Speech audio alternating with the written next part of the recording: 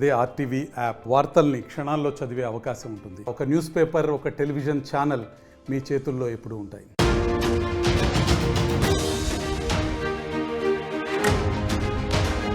ప్రకాశం బ్యారేజ్కి మరింత వరద ఉధృతి తగ్గింది. ఉదయం నుంచి కూడా కాస్త తగ్గుముఖం పడుతున్నటువంటి ఈ వరద మరింతగా తగ్గింది. తాజాగా నిన్న 12 లక్షలకు టచ్ అయింది ఈ వరద ఇన్ఫ్లో. కానీ ప్రస్తుతం 8.71 లక్షలకు చేరినట్టుగా తెలుస్తోంది. ఈ 70 గేట్లను ఎత్తి సముద్రంలోకి నీటిని విడుదల చేస్తున్నారు అధికారులు. ప్రస్తుతం రెండో ప్రమాద హెచ్చరిక కొనసాగుతోంది. మున్నేరు, బుడమేరు వాగుల నుంచి ప్రవాహం తగ్గింది. ఇక దీంతో విజయవాడ ప్రజలు ఒక్కసారిగా ఊపిరి పీల్చుకుంటున్నారు. ప్రకాశం బ్యారేజీ ప్రమాద గంటికలు మోగించింది. ఇటు మున్నేరు, బుడమేరు వాగుల నుంచి కూడా పెద్ద ఎత్తున వరద నీరు చేరడంతో ఒక్కసారిగా అందరూ ఆందోళన చెందారు. ఇక ప్రకాశం బ్యారేజీకి కొన్ని 4 బోట్లు కూడా తట్టుకొచ్చాయి. బోట్లు కూడా కొట్టుకొచ్చిన నేపథ్యంలో పిల్లర్లను బలంగా ఢీకోవడంతో పిల్లర్లకు కూడా అక్కడ కొంత ధ్వంసమైనట్టుగా చూస్తున్నాం.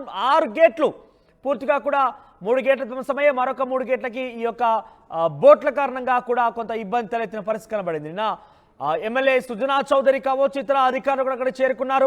అధికారులు చేరి పూర్తి స్థాయిలో పర్యవేక్షించారు. అక్కడ ప్రత్యామ్నాయ మార్గాల కోసం కూడా అన్వేషించారు. కానీ వరద తగ్గడం తప్ప ఏమీ చేయలేమంటూ దేవుడిని ప్రార్థించి వెళ్లారు. సో ఆ తర్వాత పెద్ద ఎత్తున ఆందోళన కలిగించింది. మొత్తం మీద ప్రకాశం బ్యారేజీకి 12 లక్షల క్యూసెక్ల వరద ఉధృతి నమోదైతే తాజాగా 8.71 లక్షల వరద చేరుతోంది. అంటే సుమారుగా 8 లక్షలు అంటే చాలా చిన్న మాట ఏం కాదు. కానీ గతంతో పోలిస్తే, నిన్నటితో పోలిస్తే కొంత తగ్గుముఖం పట్టింది. 70 గేట్లను ఎత్తారు అధికారులు, సముద్రంలోకి నీటిని విడుదల చేస్తున్నారు. ఈ తాజా పరిస్థితి మా సీనియర్ జర్నలిస్ట్ కృష్ణమోహన్ అందిస్తారు.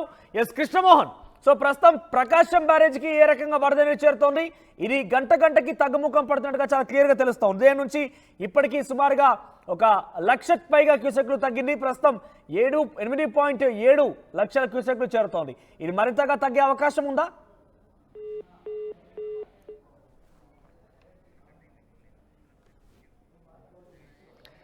ఇక ప్రకాశం బ్యారేజ్కి వరద ఉధృతి తగ్గుతోంది. ఉదయం నుంచి మరింతగా తగ్గింది. నిన్న 12 లక్షల క్యూసెక్లుగా నమోదైనటువంటి ఈ వరద ఉధృతి తాజాగా 8.71 లక్షలుగా నమోదైంది. ప్రకాశం బ్యారేజ్లోకి 4 బోట్లు కూడా కొట్టుకొచ్చాయి. వాటి కారణంగా పలు పిల్లలు కూడా దెబ్బలు తిన్నాయి. ఒక 3 గేట్లు కూడా దెబ్బతిన్న పరిస్థితి. తాజాగా వరద ఉధృతి తగ్గడంతో విజయవాడ జనం ఊపిరి పీల్చుకుంటున్నారు. ఎస్, మా సీనియర్ జర్నలిస్ట్ కృష్ణమోహన్ జాయిన్ అయ్యారు. ఎస్ కృష్ణమోహన్, వరద ఉధృతి ఇంకా తగ్గే అవకాశం ఉందా? డెఫినెట్ గా ఈ రాత్రికి వర్ష తగ్గుముఖం అయితే పడుతుంది అనేది ఒక సమాచారం అయితే స్పష్టంగా తెలుస్తుంది. కారణం ఏంటంటే ఇక్కడ ఉన్న ఇప్పుడు వరకు కూడా దాదాపుగా 8,20,000 క్యూసెక్ల నీరు ఇప్పుడు తగ్గుతున్న పరిస్థితి అయితే చాలా స్పష్టంగా కనబడుతుంది. అయితే ఇప్పటికీ దాదాపుగా అంటే నిన్నటితో పోల్చుకుంటే 11,40,000 క్యూసెక్ల నుంచి ఇప్పుడు 8,20,417 క్యూసెక్లకి ఇప్పుడు కరెంట్ సిచ్యువేషన్ తగ్గిన పరిస్థితి. సో ఒక రకంగా విజయవాడ వాసులు కొంత ఊపిరి పీల్చుకోవాల్సిన పరిస్థితి ఉంది, కొంత ప్రశాంతంగా ఉండొచ్చు. అయితే ఇప్పుడు ఈ వరద తర్వాత ఇప్పుడు చాలా వరకు కూడా Bombay colony, Ajit Singh colony, Arunodaya colony, జతంపూడి colony ఇవన్నీ కూడా ఇంకా నీటి మట్టంలో. ఈ నీరంతా కూడా ఈరోజు రాత్రికి కానీ రేపు మధ్యాహ్నానికి కొంత బయటికి వెళ్ళిపోతాయి అనేది ఒక అంచనాకి ముఖ్యమంత్రి కూడా ఇందాక కూడా ఆయన మీడియాతో మాట్లాడుతూ నాకు అంచుల సమాచారం ప్రకారం రేపు మధ్యాహ్నానికల్లా కొంత ఈ ప్రవాహం పూర్తిగా కూడా ఇంట్లో నుంచి బయటకు వచ్చే పరిస్థితి. అయితే ఇప్పుడు ఫర్దర్ గా మనం చేయాల్సిన యాక్టివిటీ చాలా ఉంది. బేసిక్ గా అక్కడ పూర్తిగా కూడా బురద, మట్టి ఇవన్నీ కూడా ఒండ్రు మట్టి అంతా కూడా ఇళ్లలోకి వచ్చి చేరుకొని ఉంటుంది. వాటన్నిటినీ శుభ్రపరచాలి, శానిటేషన్ చేయాలి. ఫర్దర్ గా మెడికల్ ఎమర్జెన్సీ వచ్చే పరిస్థితి ఉంటుంది, అంటురోగాలు వ్యాప్తి చెందే పరిస్థితి ఉంటుంది. సో అందుకోసమని అక్కడ నీటిని, రోడ్లన్నీ కూడా ముందు మళ్ళీ వాటర్ తో కడగాలి. ఇవన్నీ కూడా చంద్రబాబు చెప్పినట్టుగా చెప్తున్నారు. మరోవైపు ముఖ్యమంత్రి ఇప్పుడు కూడా ఒక మాట చేశారు, సహాయం ఇబ్బందుల్లో ఉన్నప్పుడు ఒకరికొకరు సహాయం చేసుకోవడం ఇంపార్టెంట్. ఆ దిశగా కూడా కొందరు చేయట్లేదు, కొంతమంది అధికారులు సరిగ్గా ప్రవర్తించట్లేదు అని.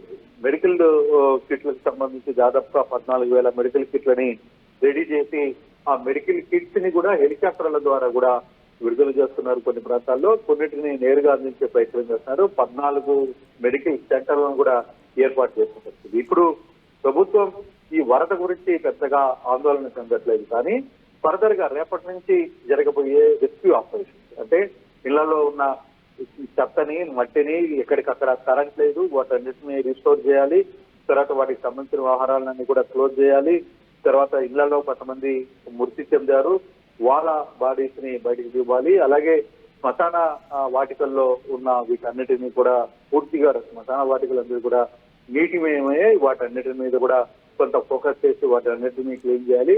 కొంతమంది మృతి చెందిన సందర్భాలు ఉన్నాయి, వాటిని కూడా వాళ్ళందరినీ బయటికి తరలించాలి.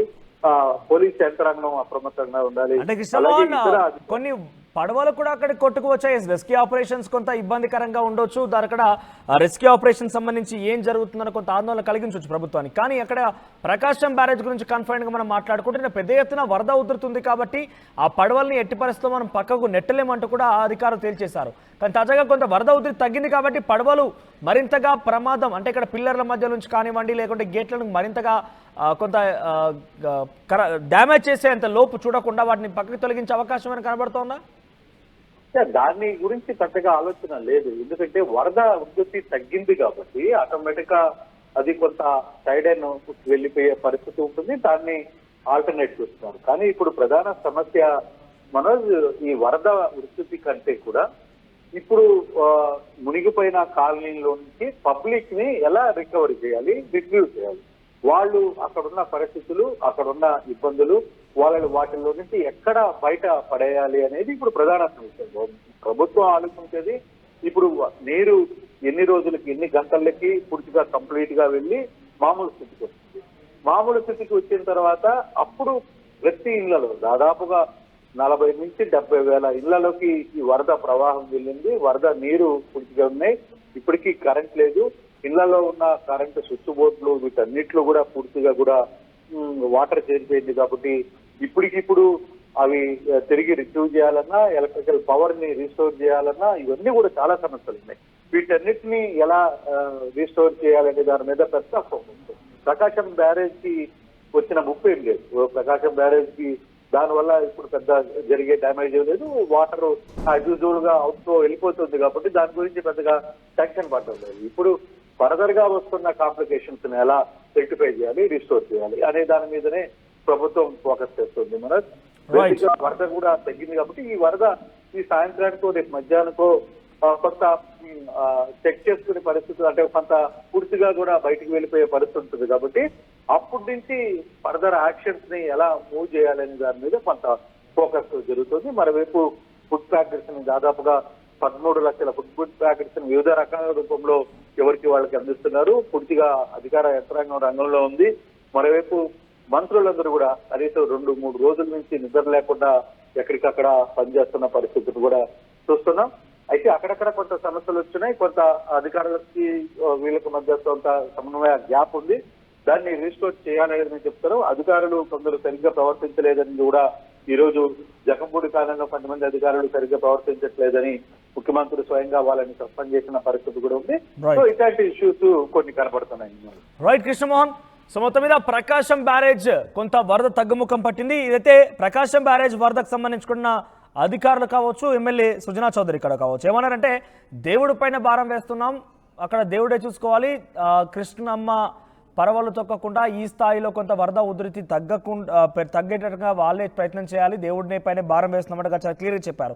కానీ తాజాగా చూస్తే కనుక ఈ వరద పైన పెద్దగా ఆందోళన కలిగించకపోయినప్పటికీ అక్కడ రెస్క్యూ ఆపరేషన్ సంబంధించి ఏ రకంగా ఉండబోతుంది, వారిని ఏ రకంగా పునరుస్థానాన్ని తీసుకురావాలనేది పెద్ద సవాల్గా మారే అవకాశం ఉన్నట్టుగా ప్రతినిధి కృష్ణమోహన్ చెప్తున్నట్టుగా చాలా క్లియర్గా అర్థమవుతున్న అంశం ఏంటంటే ప్రభుత్వానికి ఇప్పుడు సవాల్ ఏంటంటే అక్కడ నీటమున్నటువంటి ఆ ప్రాంతాలని కావచ్చు, విజయవాడ నగరాన్ని ఏ రకంగా ఉందో గతంలో దాన్ని పునరుస్థానాన్ని తీసుకురావడమే పెద్ద సవాల్గా మారింది. మరి ఏ స్థాయిలో అధికారులు సహకరిస్తారు? ఏకంగా ముఖ్యమంత్రి చంద్రబాబు నాయుడే చాలా క్లియర్గా అధికారుల మీద కొంత గుర్రుగా ఉన్నారంటే అధికారుల నిర్లక్ష్యం చాలా క్లియర్గా కనబడుతోంది. మరి వారందరి సమన్వయంతో ఏ రకంగా ముందుకు వెళ్తారు, విజయవాడ నగరాన్ని ఏ రకంగా పునరుస్థానాన్ని తీసుకొస్తారో, పూర్వవైభవం తీసుకొస్తారో చూడాల్సిన అవసరం ఉంది. మరి